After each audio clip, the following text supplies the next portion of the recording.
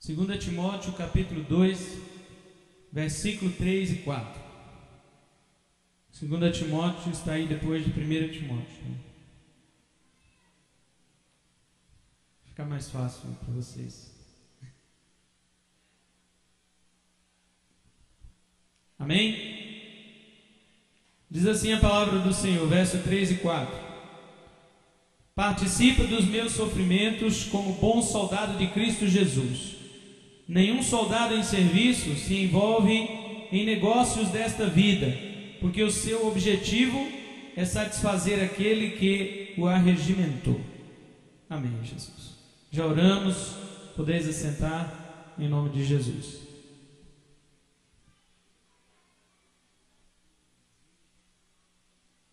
Gostaria de pedir a atenção de todos os irmãos.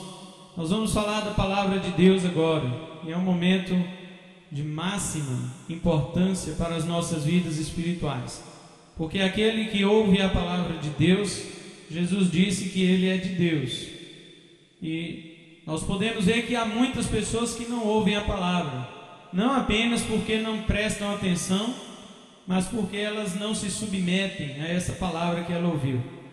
Então eu quero nessa noite chamar a atenção da igreja para meditarmos nessa passagem bíblica. E nós vamos falar hoje sobre a milícia do bom soldado de Cristo. Amém? Repita comigo: a milícia do bom soldado de Cristo. Amém, Jesus. Amados irmãos, nesse texto, Paulo mais uma vez usa a figura de uma vida militar para ilustrar a caminhada cristã, como também já havia feito em cartas anteriores. Nós podemos observar em Romanos capítulo 7, verso 23, que Paulo diz que ele via nos seus membros outra lei que guerreava contra a lei da sua mente e lhe fazia prisioneiro da lei do pecado que estava em seus membros. Nós vemos também em 1 Coríntios capítulo 9 e versículo 7, o apóstolo Paulo usando a figura do guerreiro, do soldado, e ele perguntava: quem jamais vai à guerra à sua própria custa? Falando ali da liberdade dos obreiros de obter o seu salário do trabalho que ele fazia para Deus. Porém, o texto mais conhecido que o apóstolo Paulo usa a figura militar, todos nós conhecemos, está em Efésios capítulo 6, versículo 11 a 18, quando o apóstolo Paulo fala da armadura cristã. Ele fala do cinturão da verdade, ele fala da couraça da justiça, ele fala das sandálias da preparação do evangelho da paz, fala do escudo da fé, ele fala também do capacete da salvação e da espada do Espírito, que é a palavra de Deus. E mais uma vez ainda, antes de escrever esta última carta, Paulo escreve agora aos Tessalonicenses, na primeira carta, capítulo 5, verso 8, diz ele: nós, porém, que somos do dia, sejamos sóbrios, revestindo-nos da couraça da fé e do amor, e tomando como capacete a esperança da salvação. Como nós sabemos, o apóstolo Paulo, ele era um cidadão romano. O apóstolo Paulo, ele nasceu na cidade de Tarso. A cidade de Tarso fazia parte da Cilícia, na Ásia, e era uma cidade que tinha plenos direitos romanos. Aquela cidade era uma metrópole, e todos os homens que ali nasciam, eles nasciam com cidadania romana. O apóstolo Paulo muito bem conhecia o exército romano, e ele sabia os componentes que um soldado usava para se equipar para a guerra. E agora o apóstolo Paulo usa desta figura militar para trazer verdades espirituais para os seus leitores. E um dos leitores de Paulo era o jovem pastor Timóteo, ao qual ele escreveu a sua segunda carta, sabendo Paulo que já não sairia mais daquela prisão a não ser para a morte. Porque você observe em 2 Timóteo, Paulo escreve para Timóteo no capítulo 4, verso 6, ele diz: quanto a mim, estou já sendo oferecido por libação, e o tempo da minha partida é chegado. Paulo, ele sabia que da prisão ali ele ia morrer. Ele foi preso 2 ou 3 vezes, mas o apóstolo Paulo, nesta última carta, ele chama Timóteo para uma responsabilidade, e esta responsabilidade é de ser um bom soldado de Cristo Jesus. Paulo chama a atenção daquele jovem pastor para o fato do seguinte: todo cristão, toda pessoa engaja numa verdadeira batalha espiritual quando ela se entrega a Cristo Jesus. E se nós observarmos, de fato é assim. É a partir do momento que você se diz cristão que o inimigo lhe considera um alvo a ser atingido, um perigo a ser eliminado.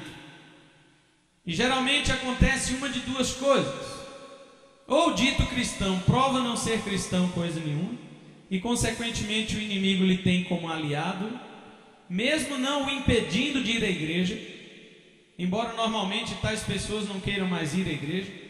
Ou então Satanás percebe que aquele alguém tornou-se realmente uma nova criatura e compreende a sua tarefa como cristão, o que vai causar problemas para o reino de Satanás. Em que lado você está? A questão é a seguinte: quando você diz que é crente, você não precisa realmente ser para o diabo lhe considerar inimigo. Ele já considera você inimigo a partir do momento que você declara-se servo de Cristo. Mas não é assim com Cristo do outro lado da moeda. Cristo não lhe considera servo se de fato você não tiver confessado de coração. Então acontece o seguinte risco: de alguém ter dito que é crente e na verdade ele ser um aliado do diabo dentro da igreja. E você pode conhecer pessoas assim, porque eu conheci, vou fazer 34 anos de crente, e eu conheço muita gente que esteve dentro da igreja a serviço de Satanás. São pessoas que o diabo não se importa que elas estejam na igreja. São pessoas que estão na igreja para fazer o papel de joio, de pedra de tropeço. Eu não estou me referindo aos problemas que nós temos. Todos nós temos problemas, e os nossos problemas muitas vezes escandalizam a gente e até mesmo o nosso irmão. Não é disso que eu estou falando. Eu estou falando daquele que coloca a pedra de tropeço. Porque Jesus disse que fora melhor que ele amarrasse no pescoço uma corda com uma pedra de moinho e lançasse ao mar, do que ele escandalizasse um dos meus pequeninos. Jesus Cristo considera os seus pequeninos de máxima importância, e nós temos que ter cuidado para não estarmos na igreja a serviço do diabo. Tem pessoas que estão na igreja que os demônios ficam querendo tirar essa pessoa, e o diabo vira para aquele demônio e diz: não, deixa ele lá, rapaz, ele trabalha para mim, não mexe com ele não. Nós temos que tomar cuidado, irmãos, para não emprestarmos os membros do nosso corpo para Satanás. Tem crente que empresta a língua para o diabo, né? Fala mais do que o homem da cobra. Lá em Rondônia fala assim: fala mais do que o homem da cobra é conversar demais. Tem crentes que emprestam suas mãos para o diabo quando rouba, quando furta, quando faz algo errado, quando trabalha imoralmente. Tem crente que empresta seus pés para o diabo quando vai a lugares onde o Senhor não se agrada. E por aí vai. Pessoas emprestam seus olhos para o diabo quando olha, assiste coisas que desagradam a Deus. Emprestam seus ouvidos para o diabo quando dão atenção às fofocas, às mentiras, às maledicências e assim por diante. O tema da nossa mensagem de hoje, então, tem a seguinte meditação: que nós temos que observar como devem ser os soldados de Cristo e as suas principais tarefas como guerreiros no reino de Deus. E a primeira coisa faz parte da milícia do bom soldado sofrer por Jesus. Diga comigo, faz parte da milícia do bom soldado sofrer por Jesus. No versículo 3, o apóstolo Paulo diz: participa dos meus sofrimentos como um bom soldado de Cristo. Paulo aqui usa o substantivo grego para soldado, stratiotes, de onde vem a palavra nossa estratégia, vem da palavra soldado no grego. Aqui ele está falando de pessoa, da pessoa do soldado. Depois ele vai falar de qualidades e ações do soldado, mas primeiro ele mostra o substantivo, ele mostra o sujeito que está em ação. Participa comigo, Timóteo, dos sofrimentos como um bom soldado de Cristo. Meus amados irmãos, quando nós pensamos em guerra espiritual, nós pensamos logo em vitória. E as vitórias hoje, elas estão relacionadas ao que você tem. Vou dar um exemplo. Se alguém vai dar um testemunho, o testemunho dessa pessoa é só falar aquilo que ela ganhou de Jesus. Olha, Deus me deu um carro, Deus me deu uma casa, Deus me deu emprego, Deus me deu isso, Deus me deu aquilo, Deus tirou minha enfermidade, Ele me curou. Sim, tudo isso é testemunho. Mas o problema surge quando nós começamos a usar as nossas posses para testemunhar as pessoas lá fora que não conhecem a Jesus. Sabe como essas pessoas vão ficar imaginando que Jesus é? O Papai Noel que te dá o presente que você pediu. E é exatamente isso que nós temos ouvido nas pregações de programas de televisão. Vamos ouvir o testemunho de fulano de tal que estava quebrado e Deus agora colocou ele com a sua empresa lá em cima. E aquele testemunho passa a impressão para as pessoas que estão assistindo que Deus, Ele existe para atender aos meus luxos.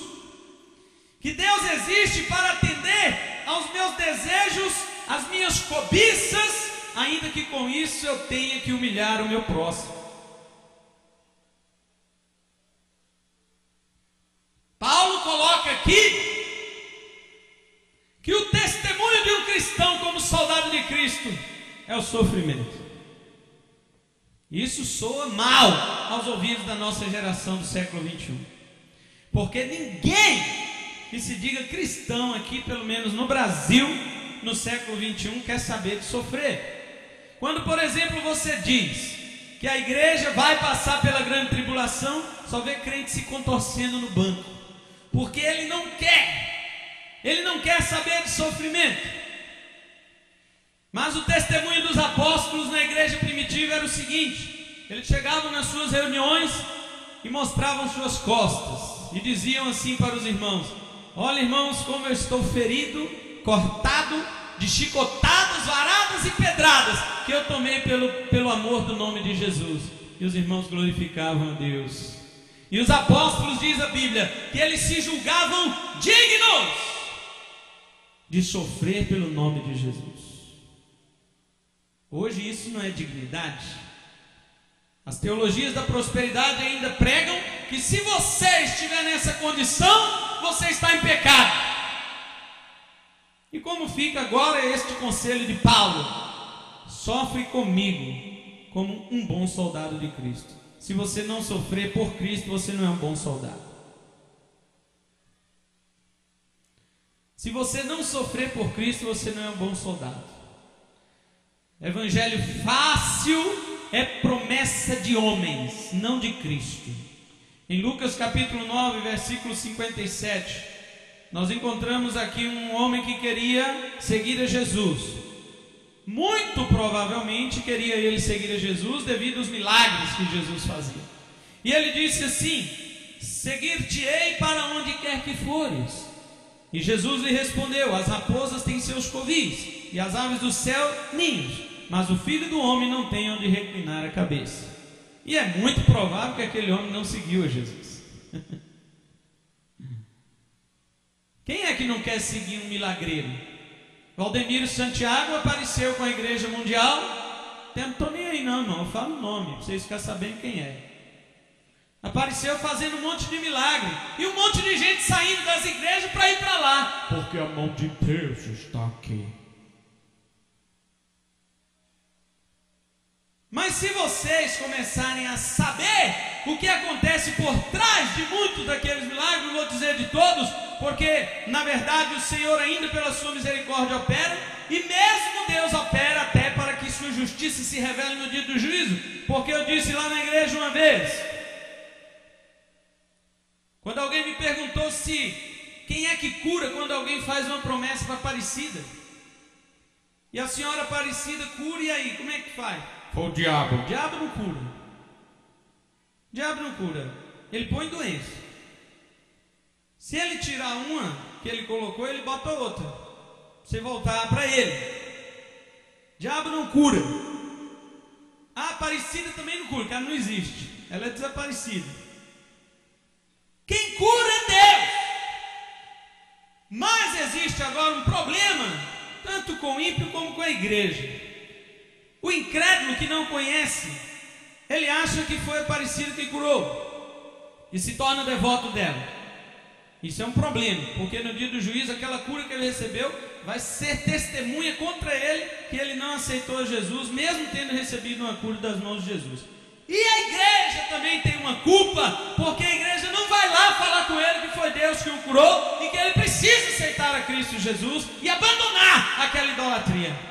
E depois ficamos daqui de dentro das quatro paredes, apontando o dedo e dizendo: é idólatra, foi o diabo, é não sei o que. Para com isso, vamos avisar a estas pessoas que quem cura é Deus. Se ele quiser aceitar a Jesus, ele vai aceitar. Se não quiser, o dia do juízo chegará.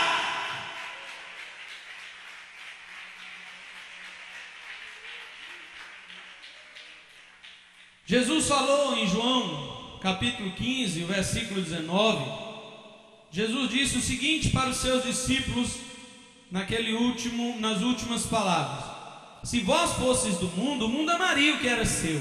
Como todavia não sois do mundo, pelo contrário dele vos escolhi, por isso o mundo vos odeia. Irmãos, eu tenho uma grande preocupação quando o mundo começa a gostar de mim. Para começar, a Bíblia diz em 1 João 2, verso 15: não ameis o mundo e nem as coisas que há no mundo. Se alguém ama o mundo, o amor do Pai não está nele. E se você começa a amar o mundo, mesmo estando dentro da igreja, o mundo vai começar a amar você. E aí vai ter dois problemas. Primeiro, porque o amor do Pai não estará em você. E segundo, porque a Bíblia diz que se vós fosseis do mundo, o mundo amaria o que era seu. Então passa, primeiro, o amor de Deus não está em você, e segundo, você é do mundo, mesmo estando na igreja. Então eu tenho um sério problema quando o mundo começa a gostar de mim. Eu já começo logo a averiguar a minha conduta espiritual. Está acontecendo alguma coisa comigo, que o mundo está gostando de mim. O mundo não pode gostar de nós.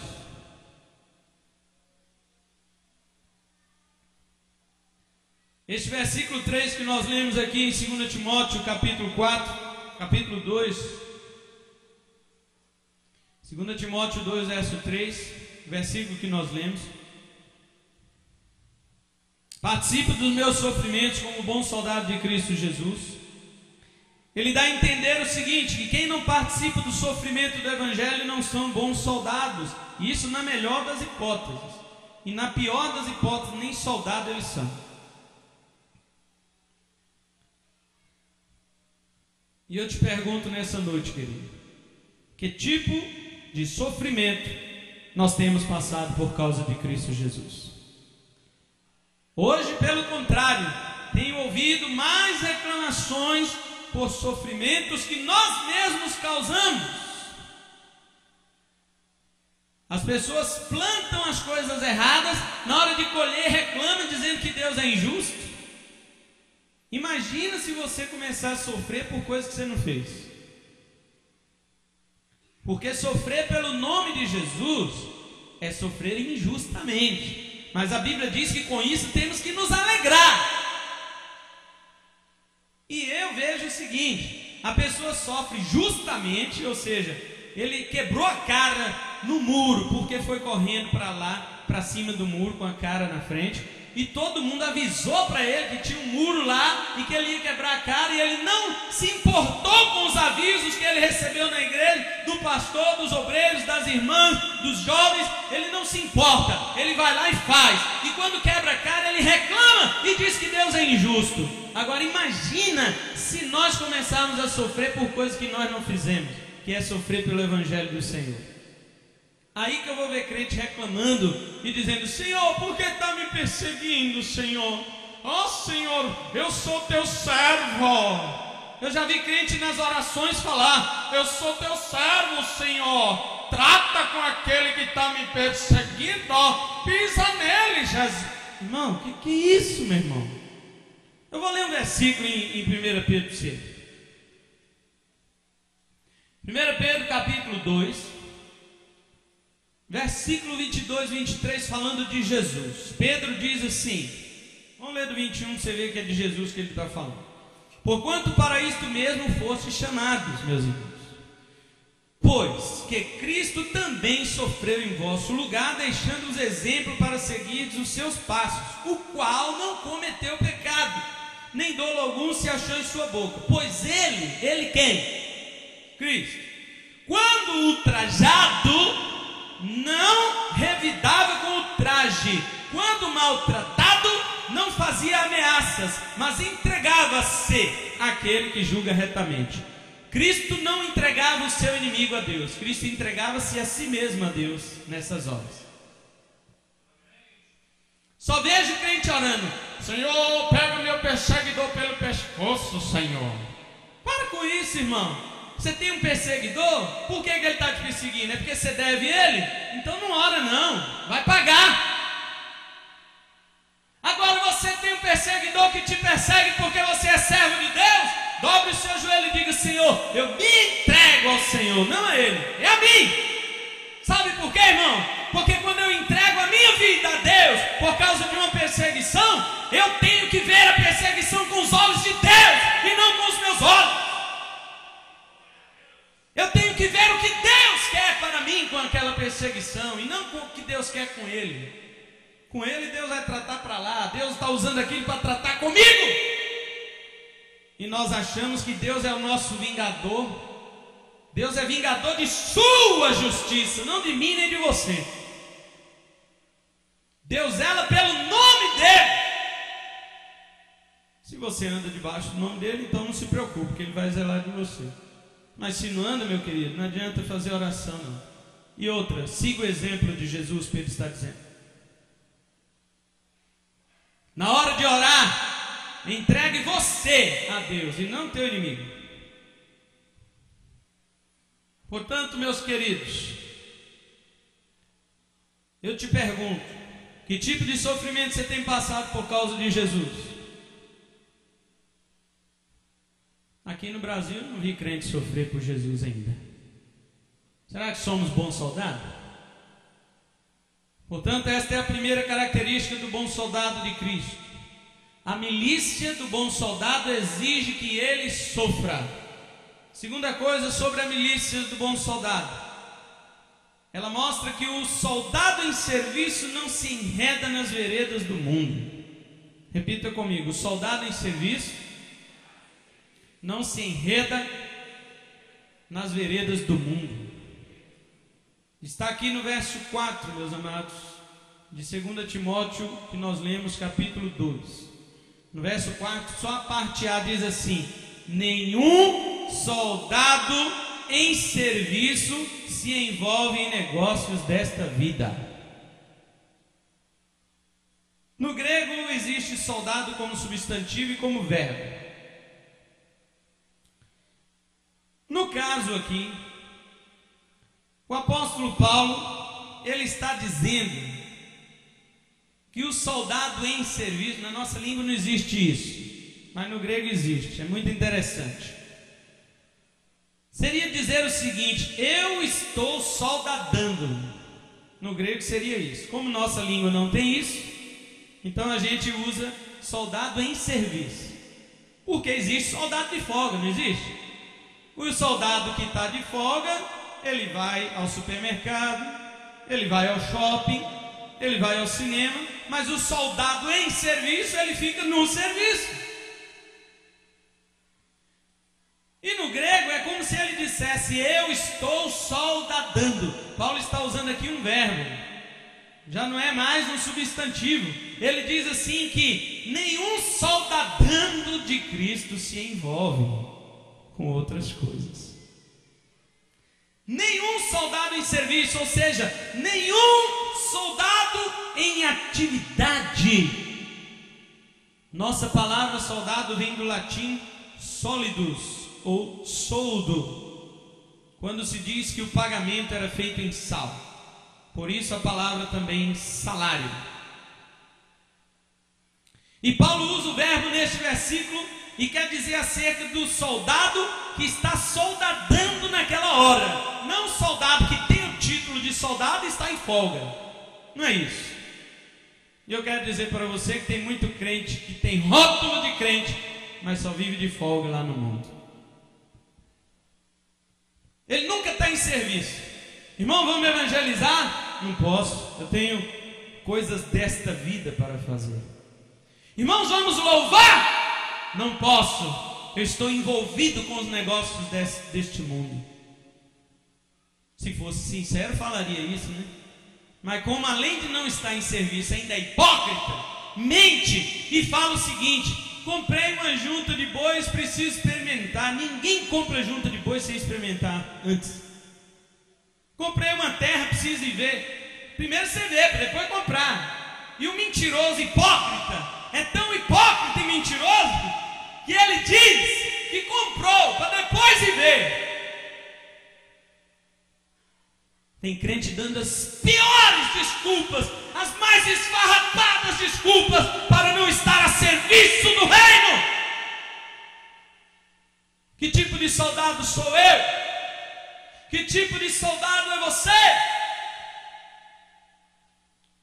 Estamos soldadando ou estamos de folga? Um rapaz lá da nossa igreja, encontrei com ele no futebol, falei para ele assim: e aí, meu filho, sumiu? Aí ele: tô de férias. Falei: da igreja, é de Jesus? Ele falou: é. Tá vendo? Eu falei para ele: você tirar férias de Jesus enquanto a porta está aberta resolve, mas o dia que a porta fechar, ele é que vai tirar férias de você, e aí nunca mais vai abrir.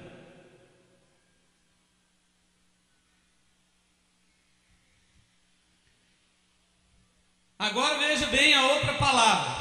Paulo diz que nenhum que está soldadando se envolve. Esta palavra no grego, se envolve, em pleketai, quer dizer se enreda, se embaraça. Muitos crentes estão de folga e o resultado disso é que eles se embaraçam com as coisas desta vida. Quero mostrar um exemplo no Antigo Testamento para você, de um homem de Deus que tirou folga quando não devia. E o que aconteceu com ele? Livro de 2 Samuel, capítulo 11. Diz assim a palavra do Senhor, preste atenção no que ela diz: decorrido um ano, no tempo em que os reis costumam sair para a guerra, naquela época, Davi enviou Joabe e seus servos com ele a todo Israel, que destruíram os filhos de Amon e sitiaram Rabá. Porém Davi ficou em Jerusalém. Era para ele ir para a guerra, porque os reis iam, mas ele tirou folga. E o que aconteceu nesse dia de folga? Uma tarde levantou-se Davi do seu leito e andava passeando no terraço da casa real. Daí viu uma mulher que estava tomando banho. Era ela muito formosa. E você já conhece o resto da história. Tirou folga na hora errada, meu irmão. Quem está soldadando não tira folga. Quem está trabalhando no reino de Deus não tira folga, porque aqueles que tiram folga tornam-se presas fáceis do nosso inimigo, que já nos quer destruir só de você ter dito que é crente.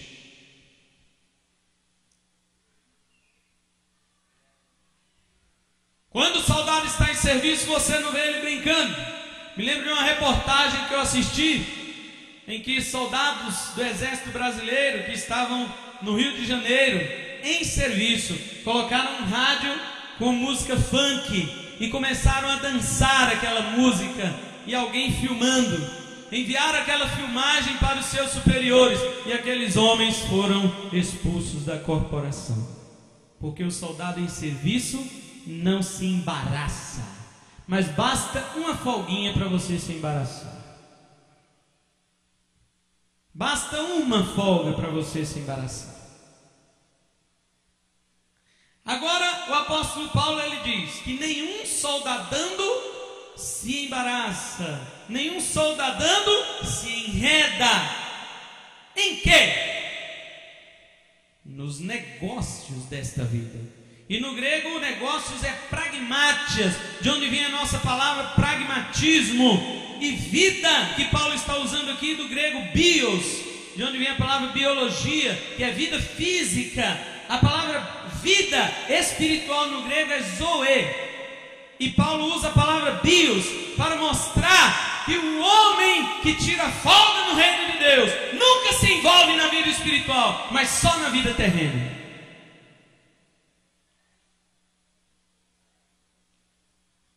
Somos tentados realmente neste mundo, no mundo de hoje. Somos tentados no mundo de hoje a nos envolver com o pragmatismo secular. E o apóstolo Paulo nos dá uma recomendação em Romanos 12, verso 2, dizendo: não vos conformeis com este século. Conformar é tomar a forma, é o mimetismo do camaleão. Se o camaleão está ali, ele é verde. Se está aqui, ele fica marrom, aqui fica cinza. Tem crente que é assim. Se ele estiver no meio dos crentes, ele é crente. Se ele estiver no meio do mundano, ele é mundano. Se ele estiver no meio daqueles imorais, ele é imoral. Isso é mimetismo, isso é conformar, isso é tomar a forma. Mas Paulo diz: transformai-vos, não conformai-vos. A diferença é: quem conforma toma a forma, e quem transforma muda a forma. Ao contrário do camaleão, que em cada lugar que está se conforma àquela cor e ao ambiente, a lagarta, quando ela se transforma em borboleta, nunca mais ela volta a ser lagarta. O crente que nasceu de novo em Cristo nunca mais volta a ser velha criatura. Se você passou até 30 anos na igreja, mas você voltou a ser o que era, você era um conformado e não um transformado.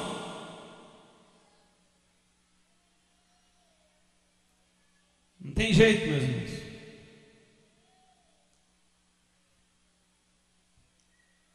E Paulo diz que isso é perder o foco da verdadeira vida que Jesus prometeu. Quem se envolve com vida física perde o segredo da vida espiritual. A vida física, irmãos, é necessária para nós? É. As coisas que nós corremos atrás na vida física são necessárias para nós? São. Na vida física eu preciso comer, eu preciso beber, eu preciso dormir. Na vida física eu preciso constituir família, eu preciso trabalhar, eu preciso estudar. Na vida física eu preciso adquirir as coisas que realmente vão facilitar o meu próprio meio de vida. Mas quando você coloca estas coisas, tirando o foco principal, que é a vida espiritual que Jesus prometeu, vida em abundância, você está jogando fora o que é eterno em troca das coisas temporais. Você não é um bom soldado de Cristo. E aí o diabo é mestre. Nesta cilada ele é mestre, porque o mundo jaz no quê? O mundo jaz no maligno. Então, se você se envolve com os negócios do mundo, está se envolvendo com as coisas que ele é expert. Você está se envolvendo com as coisas que ele tem a manha. E aí fica fácil dele te destruir. Uma aranha, ela consegue pegar alguns insetos que estão desprevenidos. Mas os insetos prevenidos ela não pega. Então o que ela faz? Ela monta a sua teia no local de passagem daqueles insetos. E eles voando se apegam naquela teia. E a aranha não tem mais nenhum trabalho, só de devorar a sua presa. O diabo tem dificuldade de pegar crente vigilante, mas ele arma uma coisa que você gosta no caminho que você passa todos os dias. Se você deixar de vigiar, você será emaranhado, e aí fica fácil dele te devorar. E a última coisa que nós vamos ver, na milícia do bom soldado de Cristo, é que o soldado de Cristo tem um objetivo. Diga comigo, o soldado de Cristo tem um objetivo. Parte B do verso 4 diz assim: porque o seu objetivo é satisfazer aquele que o arregimentou. Satisfazer no grego, a palavra arecer, quer dizer adequar-se, conformar-se com toda a ideia e o esquema de outrem. E aquele que o arregimentou significa aquele que te chamou para a guerra. A palavra de Deus diz que o verdadeiro soldado de Cristo, o que está envolvido com as coisas do reino de Deus, o objetivo dele não é satisfazer a si mesmo e nem buscar as coisas desta vida, mas é adequar-se à ideia, adequar-se à ética e ao sistema daquele que o chamou, que é Jesus Cristo, o Rei dos Reis. Glória a Deus.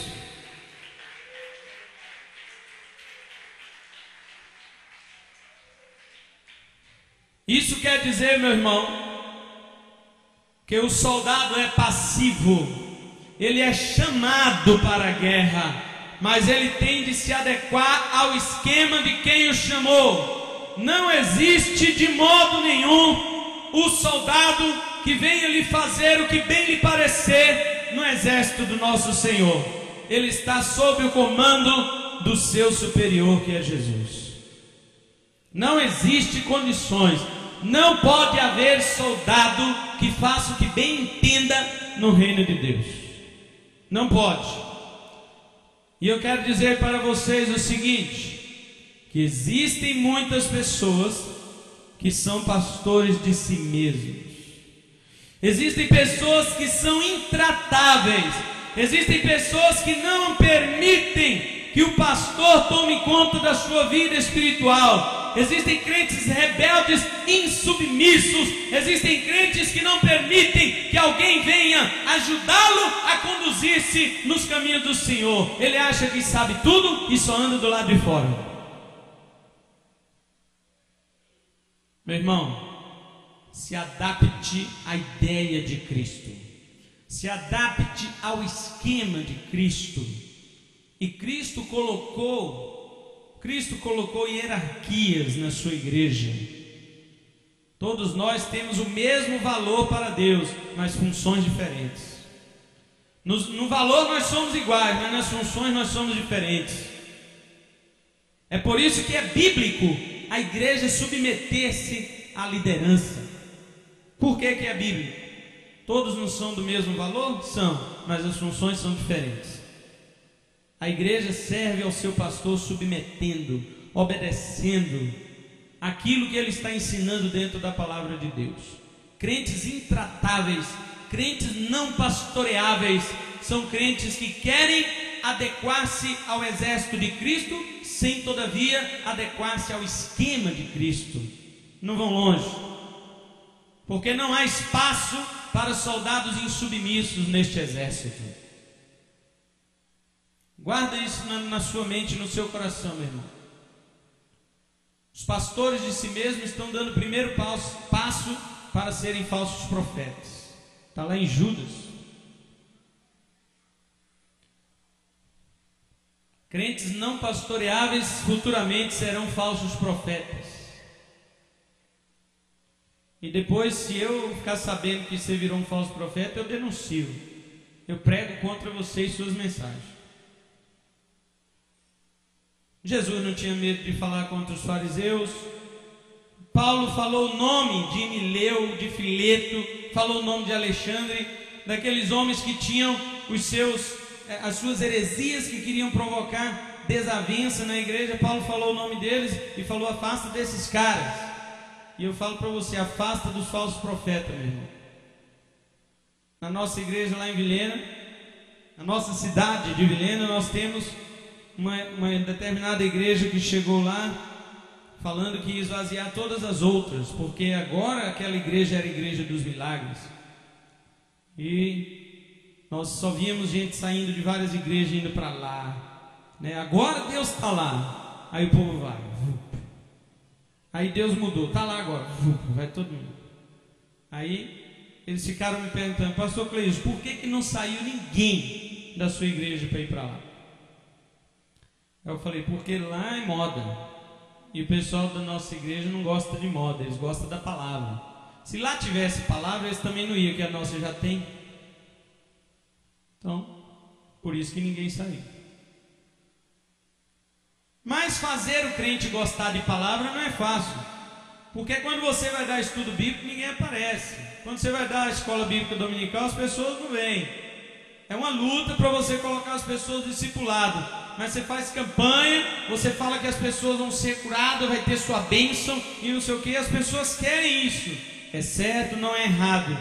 Mas nós precisamos rever as nossas prioridades. Precisamos constituir valores no reino de Deus. O que está em primeiro lugar? É o alimento. Ninguém pode viver sem alimento. Os dons espirituais são sobremesa, não são alimento. Quem vive de sobremesa, vive raquítico. Meu pai diz que enche de verme. E é verdade. Ele fica cheio de verme, amarelão, né? E aí onde tem uma sobremesa lá ele corre. Tem outra sobremesa lá ele corre. Mas onde tem alimento que ele precisa para a alma, ele não vai.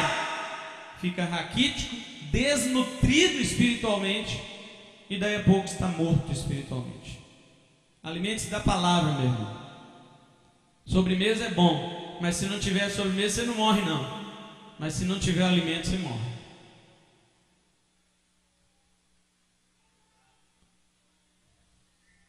E aqui parece que não existe outro objetivo em vista para o cristão. Uma vez que ele confessou que Jesus é o seu Senhor, todo o seu modo de vida deverá estar voltado para esta confissão. Negar isso é negar a Cristo. Olha o que Paulo diz no verso 7, quando ele termina de fazer essa ilustração. Ele diz: pondera o que acabo de dizer, porque o Senhor te dará compreensão em todas as coisas. E no 12 ele diz: se perseveramos, também com ele reinaremos. Se o negamos, ele por sua vez nos negará. Quando você nega que você é um soldado de Cristo, não com suas palavras, porque se eu perguntar aqui quem é soldado de Jesus, todo mundo vai levantar a mão. Não, não quero isso. Quero ver na hora da guerra. Aqueles que negarem a Jesus serão negados por ele. Todo aquele que me negar diante dos homens, disse Jesus, eu também negarei diante de meu Pai que está nos céus e diante dos seus anjos. E aí o cara vem: ô Jesus, e aí, beleza? Tem lugar para mim? Ele fala: não te conheço. O que foi? O que há? Eu na tua casa eu ceiava, eu tocava, eu pregava, eu cantava, eu orava, eu isso e aquilo. E Jesus: eu não te conheço, porque negou ele. Pai, eu não conheço esse aí não. Jesus já está mentindo? Porque conhece e diz que não? Não, na Bíblia conhecer não quer dizer saber quem é a pessoa ou saber acerca dela. Conhecer na Bíblia tem significado profundo, significa relacionamento íntimo. Quem tem a versão corrigida, por exemplo, pode ler em Gênesis 4, verso 1, que diz assim: e Adão conheceu Eva, sua mulher, e ela concebeu e deu à luz a um filho e colocou o seu nome de Caim.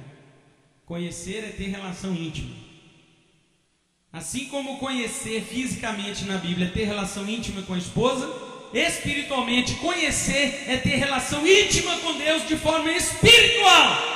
Quem não tem relacionamento íntimo com Deus não é conhecido por Ele. E quem não é conhecido por Ele não entra no reino.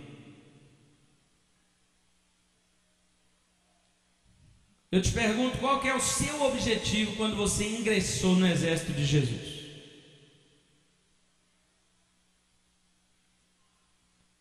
Preste atenção numa coisa.